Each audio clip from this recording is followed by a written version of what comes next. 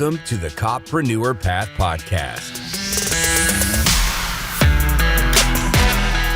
Welcome to the show that is all about the path from cop to copreneur. I'm your host, Adam Wills. With this podcast, I'm going to help equip you for your own post-law enforcement entrepreneurial journey with lessons learned from my experience growing a successful post-Leo business. You'll also get to hear from fellow copreneurs and experts in business and marketing whose advice will give you an edge against the competition.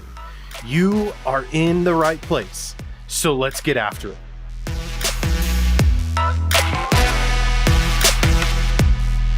Welcome back to the Copreneur Path Podcast. Today, I have Ryan Schonfeld from HiveWatch with me today. Ryan, welcome to the show. How are you? I'm doing great. Good to see you, Adam. Yeah, it's good to see you too. Now, we connected a little while back. You attended one of the LEO to CEO community open houses, a happy hour that we did. Man, we just kind of connected in that meeting, and you told me a little bit about your business. I became quite intrigued by what you were doing and asked you if you'd come on the podcast to talk about it, because I think, I know that what we're going to cover today is something we haven't talked about at all yet on this podcast as it relates to how you start and grow a post-law enforcement business. So this is a very specific topic and detail we're going to cover today. So, man, it's good to have you on. Looking forward to chatting. You can see I'm being a little descriptive with everybody. I'm not telling them exactly what we're going to talk about yet. No, that's cool. And I'm happy to be here. I think, helping other people transition is something I care a lot about. It was an interesting path for me, both while I was in law enforcement and as I came out, and HiveWatch really, we can get into it, but is actually the third company that I started since leaving law enforcement. So, okay. Yeah. I knew about, you have RAS Security Group as well. I knew about that. Which, we're not going to talk a ton about today because really our focus is on HiveWatch, but I'd love to hear some of the things that you learned in your transition, what we'll get to. But I want to talk about HiveWatch because at the time that this show airs, we're a little uncertain about the timing. We think that HiveWatch will have been officially announced, but maybe not. Maybe it's still a week or two away yet. And well, everybody not, you're here just going is to be getting breaking news. So there you go. Yeah, exactly. So tell us about HiveWatch. What is it? What do you guys do? Yeah, so HiveWatch is a security software company, and the platform itself is essentially the operating system for organizations to orchestrate their entire physical security programs, and everything from access control and video, which is kind of the most basic things that companies deal with from a corporate security perspective, all the way up through intelligence and social media monitoring and employee travel, executive protection. I've found in my career to date that security programs are plagued with noise. And what noise means is it can be false alarms at its most basic level, but it's also intelligence data that may not be meaningful or impactful or what everybody cares about, actionable. And so at the basic level, HiveWatch is let's get the most actionable intelligence to the people that need it. And then let's also help them facilitate their response and how they action those events to the most successful resolution. Because at the end of the day, we're about helping organizations protect their most important asset, which is their people. I tell you, the elimination of that noise in and of itself, I think, is a valuable pursuit for corporate security. And I don't know a whole lot about corporate security, but here's what I do know. So in my time in law enforcement, I spent several years on a narcotics task force and worked on a number of federal level narcotics and firearms trafficking cases. And working confidential informants is the same thing. You get a bunch of noise, right? As you're out speaking to different people, making contacts with, you get all kinds of different information. And a lot of it is garbage because they're just trying to get you off their back, right? And so you have to come up with a way to filter out that garbage. And I look at this as being the same concept. If you can filter out that noise, you can be more effective at what you do. Is that right? 100%. So imagine, in your example, you're out there, you're talking to your CIs and you're getting all this data. Now imagine a system behind the scene that's taking in all of that disparate information and trying to correlate as much as possible in what we call multi-sensor resolution. So you've got different sensor types, or in your case, different data inputs, and you're getting all of this information, and the system is saying, okay, this data point matches this data point, so we can actually validate it because of these reasons. Now I'm going to present this forward as actionable versus these things don't really line up. So we're not necessarily going to discard it. We're going to log it, and it's going to be available for your like investigative queries, but it also doesn't need to go directly in front of the detective right now because it's not actionable. Right. So is the system then completely eliminating human intervention in some of these cases, or is it really kind of categorizing all of this stuff in a way that says this is actionable now and this stuff is things you should look at as potential information to eliminate? Yeah, so we absolutely do not see ourselves as a people eliminator. I have a very firm belief that there's always a need for people in the loop in the nature of what we do. We see ourselves as a people optimizer. And what that means is there's, AI and machine learning can only take you so far, right? But those platforms don't understand nuance and context that humans do. And so our real mission is saying, okay, let's let the system reduce out the stuff that doesn't require a human so that we can put the stuff that a human needs to make a decision about in front of them in the most streamlined way, in the way that's most actionable and gets the quickest result. And, at the end of the day, the most positive outcome. So offer us an example then of a situation for a corporate security client and how this is actually deployed and used. So most basic use case is, let's say, access control system. And this is a feature of HiveWatch. It's not our overall value proposition, but one of the largest drivers of noise in any corporate security operations center is access control events. And it's things like a door forced. What door forced means on an access control system is simply that, there's a magnet that sits on the door, and it's a dumb sensor, and it essentially says the magnets have broken contact, the door must be open. The system doesn't know if somebody used a key to bypass the card reader. They don't know if a bad person kicked the door down. The system just knows that the magnet broke contact.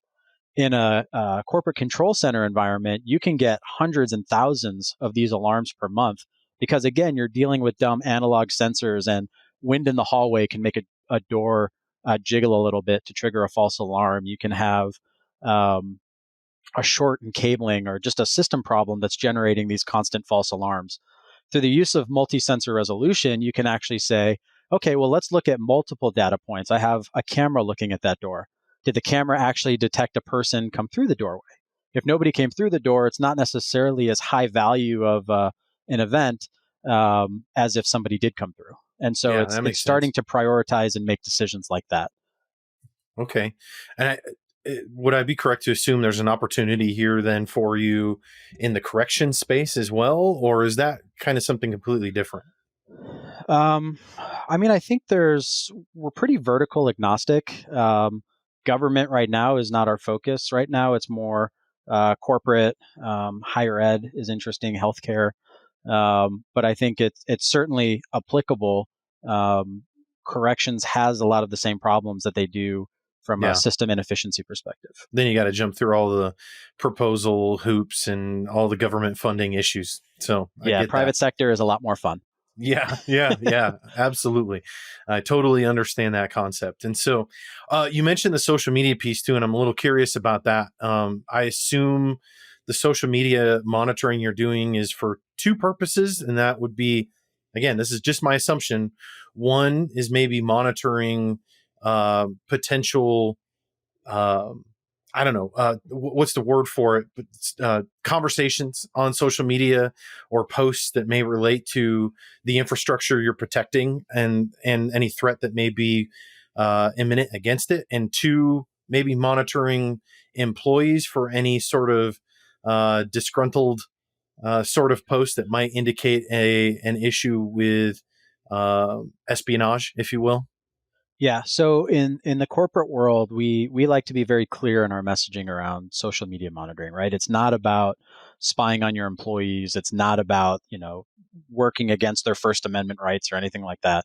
It's about protecting the organization and protecting its people. And so we're looking for threats against the business. And that can be physical threats. It can be electronic threats. A lot of it is insider threat detection, similar to organizations that comb emails and look for threatening language for insider threat programs. So it's very similar to that.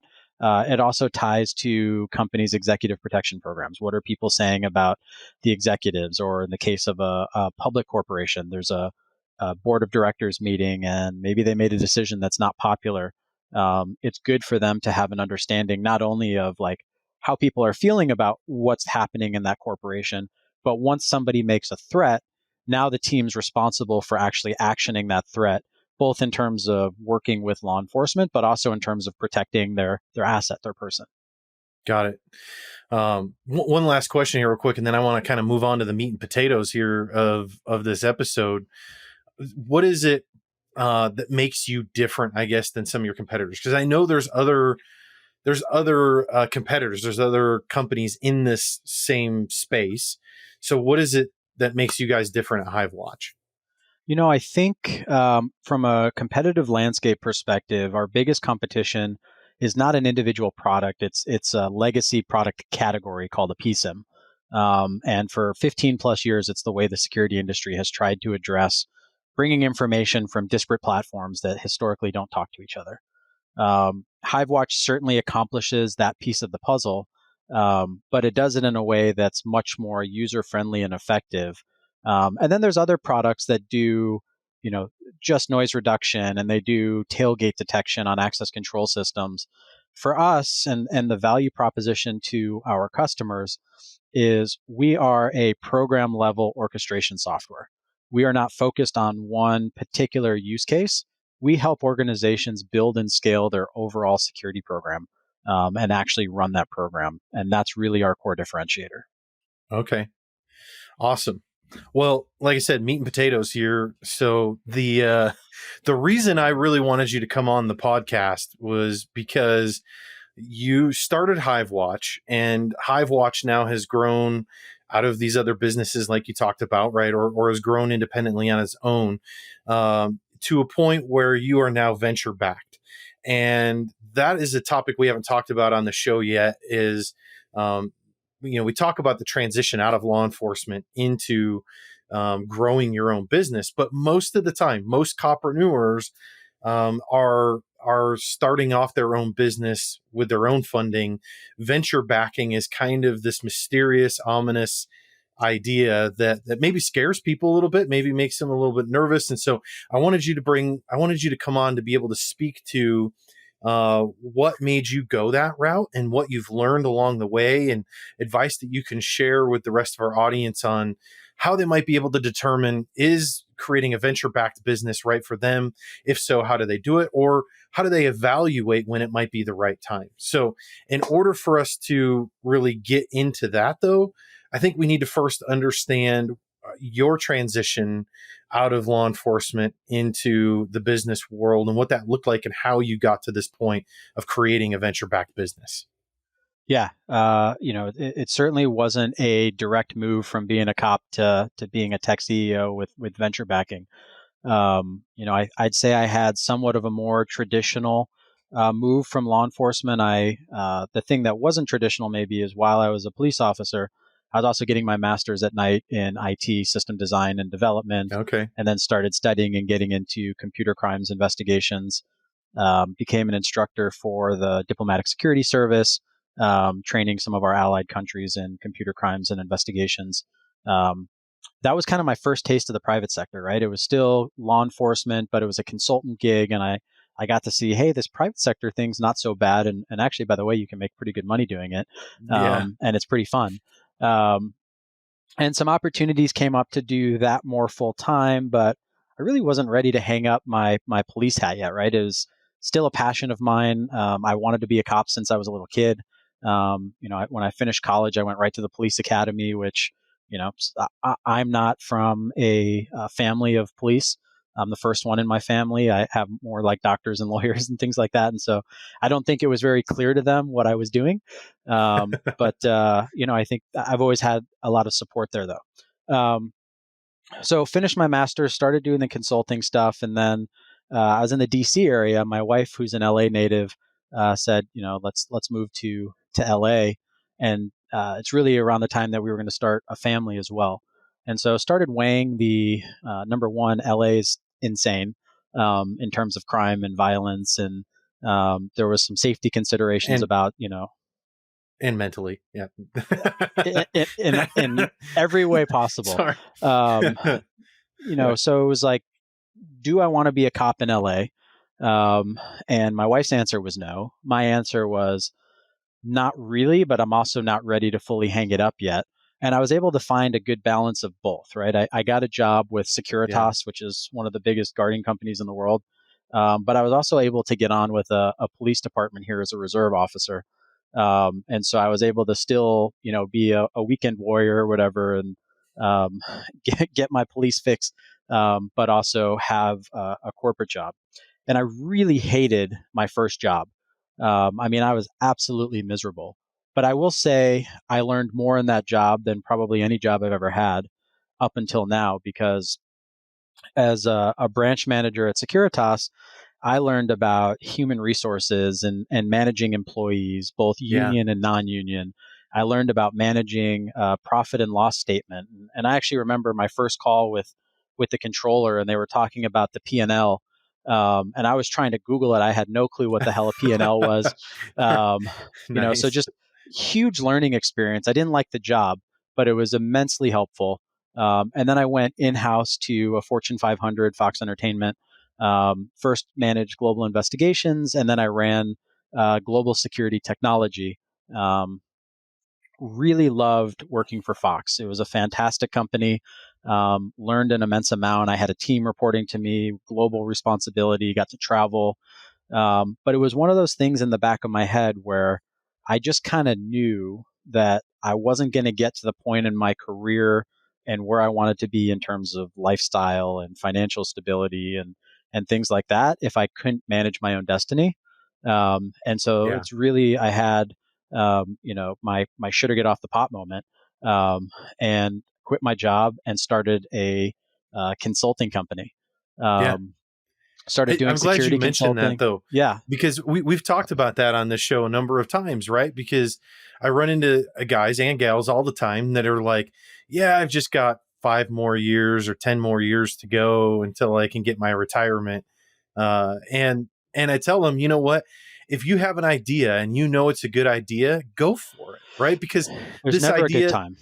No, and this idea of a retirement that you're holding out for and this pension, most of the time, with the instability of things right now, anyway, you don't know that that's actually going to be there, for one, and two, with inflation, you're lucky if that pays for your medical bills when you're retired. And so, I believe that if you have the prowess and the ability and the ingenuity and a good idea, you can easily make up for that would-be retirement in short order by starting 100%. your own business. And the funny thing is, like, the math is actually not complicated.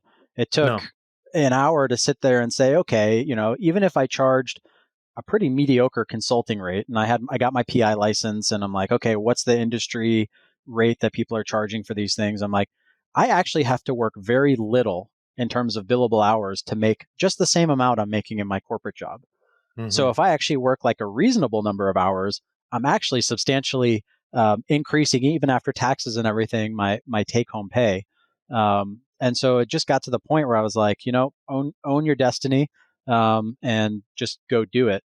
And to the point that there's never a good time. The day before I quit is when, my wife and I learned that she was pregnant with our second child. So there's probably no riskier time ever to quit a job. But, to the point that I don't think there's ever the right time to do something like that. You just got to do it. Right. You just got to do it. Yeah. Just got to do it. So how did you end up then with HiveWatch and looking for venture funding, or venture backing? It's been an evolution. So did the consulting gig. I found a really good niche with hyper growth tech companies that were venture funded themselves.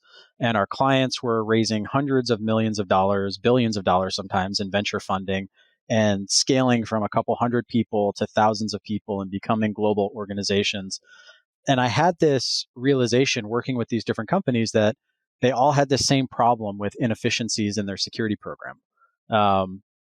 And it was the same problem that I had before I left my job at Fox. And that's really kind of where we started coming up with the idea of HiveWatch. One of the programs I worked on with a client where they had a huge theft issue. And we were able to work with the data science team and use data from their product and operationalize it with law enforcement all around the country to execute search warrants all over the US and get a bunch of their stuff back, millions of dollars of stuff. And there was a realization, hey, the way we just did that for this customer is actually helping solve the problem with the information overload in corporate security. And so we went out and I started building a team. I funded the company myself for the first bit to go out and say, hey, will customers pay for this? Is there interest and demand in the market? And then we went to some friends and family and said, hey, do you want to invest in this company? And got a few people to write checks. I think we raised a few $100,000 at that point from friends and family. We got our first corporate investor. And then the market just seemed to be getting really excited about it. So we started going to VCs. And it was a rough go. The VCs did not know or understand the physical security market for the most part. We got a hell of a lot of no's. At that time, we were trying to raise a couple $1 million, which in the tech world is not a lot of money, but to somebody coming out of law enforcement, that's a lot of money. Yeah. And, we ended up with fantastic investors. We raised more than we were anticipating. And that was in November of last year. And the demand for what we're building has been off the charts. We're back in front of investors again right now, raising additional capital. Hopefully, there'll be some good announcements about that by the time this airs. But I'll say that raising venture funding is not for everybody. You have to come to grips with the fact that number one, you're selling a piece of your company. Yeah. Number two, you're no longer the sole decision maker. You have a board that you are responsible and that you report to. I don't get to make decisions about my salary, my income.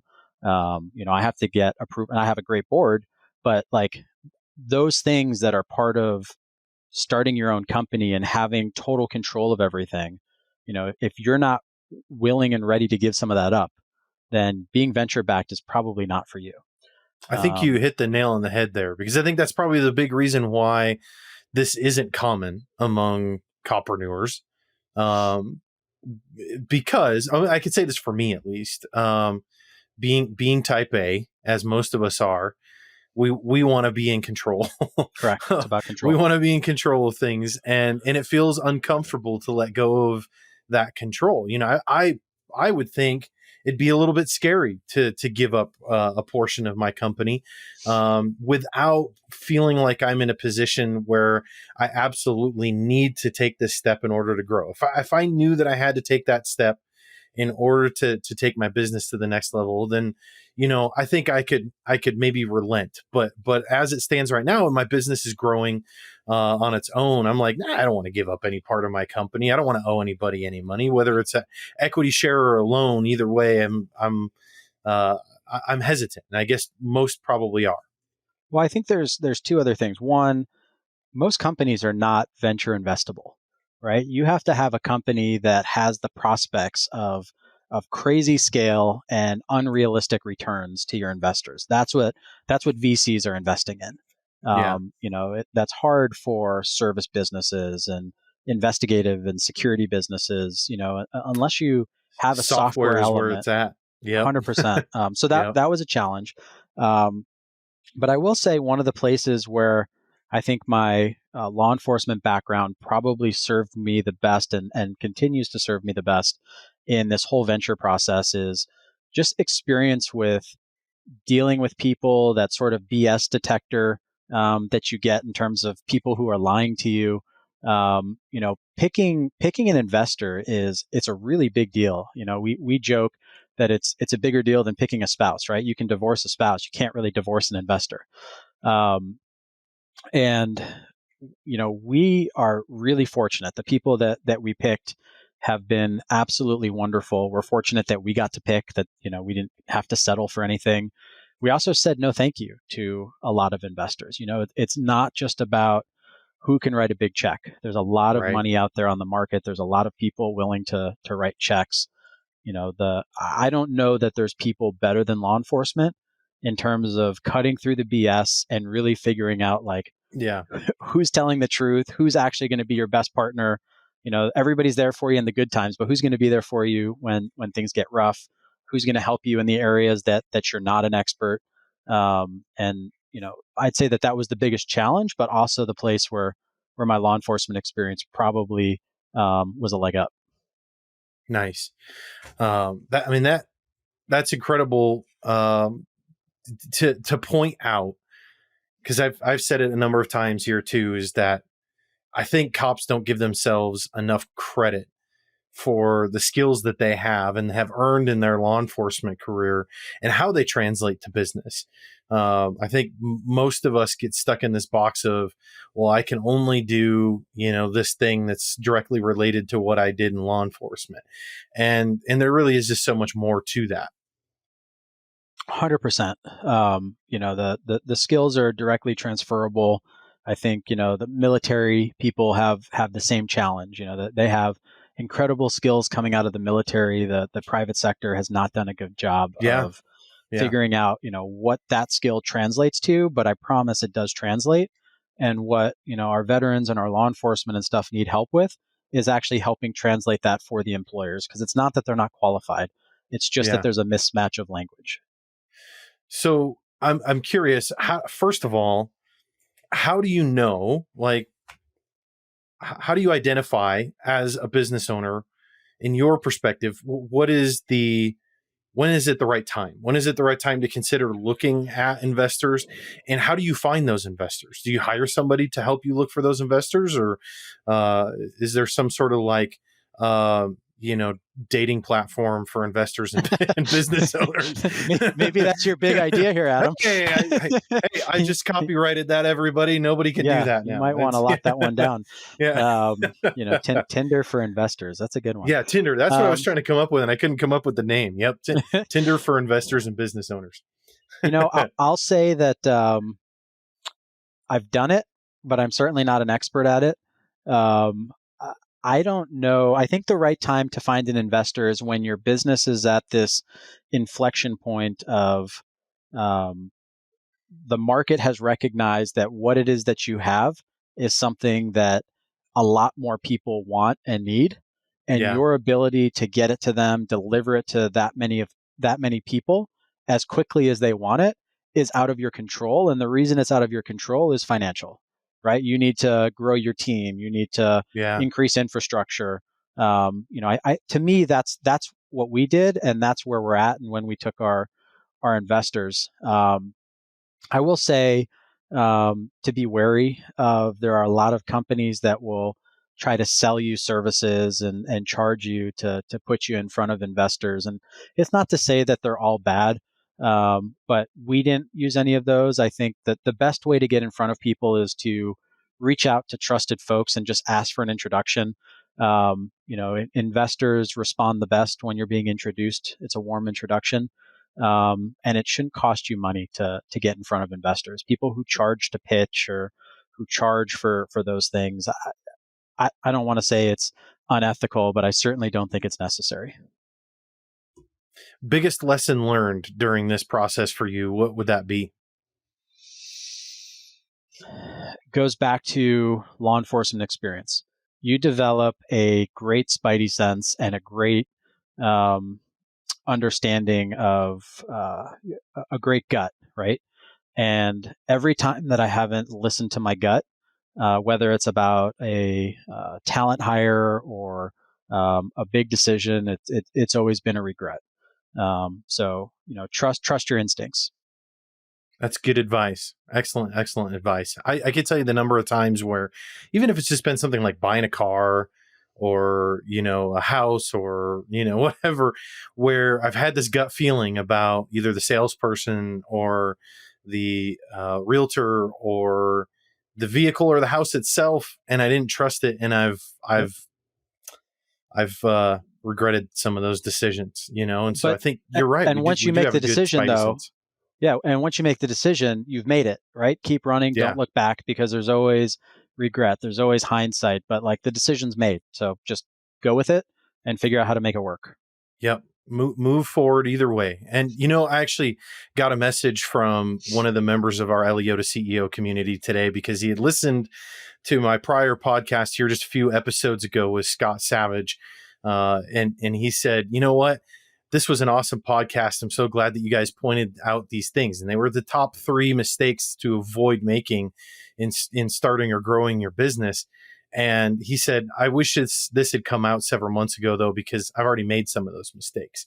And I said, well, you know what? Don't worry about it, brother. Like, I've made a lot of mistakes too, and I'm still running a successful business. The reality is in business, there are no winners and losers. There are only learners and quitters. That's it. You either learn from the mistakes or you just decide to give up. I was going to say, mistakes can cost money, but I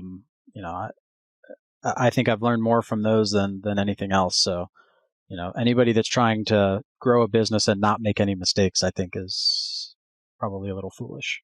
Yeah, agreed.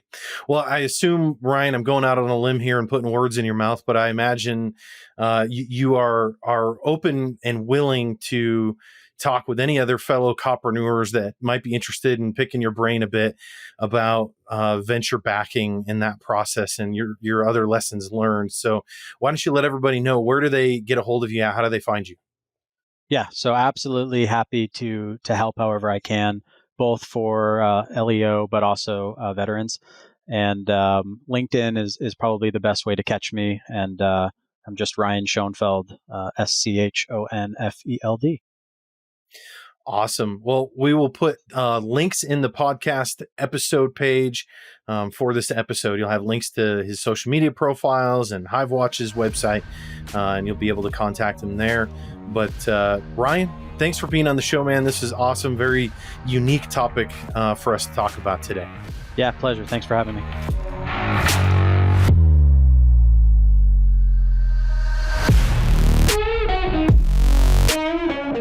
Hey, thanks for sticking around till the end of the show. If you enjoyed this episode, please consider leaving a review at leotoceo.com/podcast-review or in your preferred podcast listening app. I would love to hear your feedback, and it will also help other copreneurs like yourself find the show.